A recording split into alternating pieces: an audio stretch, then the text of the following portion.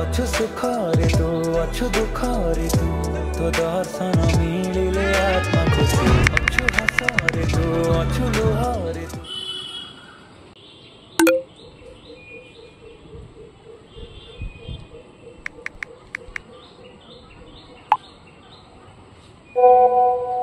ও তাহলে এটা কোথায় রে? পুরো পুরী রথের মতন দেখতে, বেশ সুন্দর তো। এইটা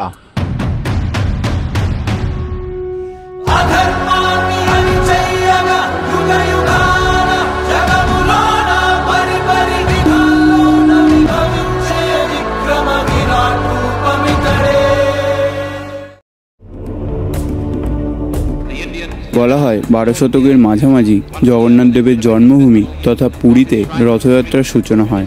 আর এই দিনে জগন্নাথ দেব তার দাদা বলভদ্র দেবের সাথে তার বোন দেবী সুভদ্রাকে নগর ভ্রমণ করাতে এবং ভক্তদের সাথে নিজেরা দেখা করতে গিয়ে থাকে।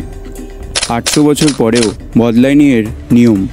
এখনও প্রত্যেক বছর তৈরি হয় নতুন রথ এবং 12 বছর অন্তর তৈরি হয় নতুন মূর্তি। এই ভগবানকে দেখতে এবং রথের দড়িতে টান দিতে জাতি ধর্ম নির্বিশেষে জমায়েত হয় লাখ লাখ লোক।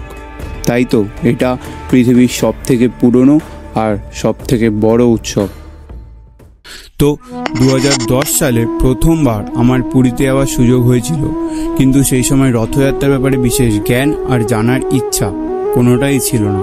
তার ঠিক 10 বছর পরে এর সম্বন্ধে কিছু জানি এবং এখানে যাওয়ার ইচ্ছা জাগে, কিন্তু সেই ইচ্ছা কখনো বাস্তবায়িত হয় না।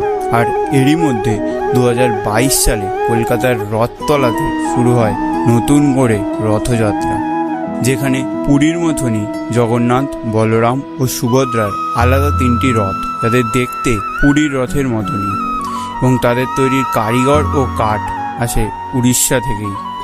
এই সুযোগ হাতছাড়া না করতে বেরিয়ে পড়লাম মোবাইল নিয়ে। হ্যাঁ, এক্সপিরিয়েন্স তো হয়েছিল, কিন্তু সেই এক্সপিরিয়েন্স ভালোভাবে শেয়ার করতে পারিনি। তাই 2 বছর পর 2024-এ গেলাম আবার।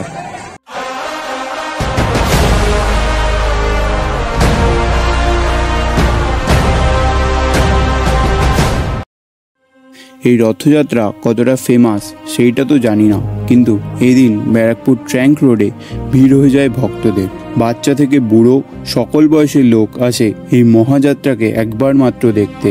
কেউ তার ছেলেকে কাঁধে নিয়ে, কেউ তার হাত উঠিয়ে, কেউ রথের দড়িতে একবার টান দিতে, তো কেউ সেই দড়ি ছিঁড়ে নিয়ে যেতে। এত গরমে ধাক্কাধাক্কি করে একবার মাত্র দড়ি টান দিতে পারলে তারা কতটা খুশি তাদের মুখ দেখে বোঝা যায়। এইগুলো সামনের থেকে না দেখলে হয়তোবা কখনো বুঝতাম। সেখানের আওয়াজ শুনে নাচতে ইচ্ছা করবে, লোকের ভক্তি দেখে আবার ভক্তি জাগবে আর গায়ে কাঁটা দিয়ে উঠবে।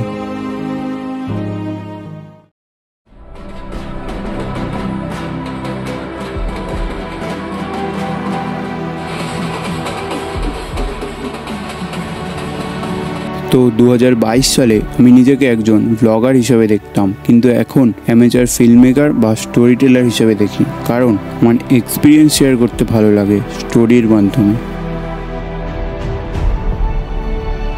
আর ভিডিওটা ভালো লেগে থাকলে একটু ভালোবাসা দেখিয়ে যেও। জয় জগন্নাথ।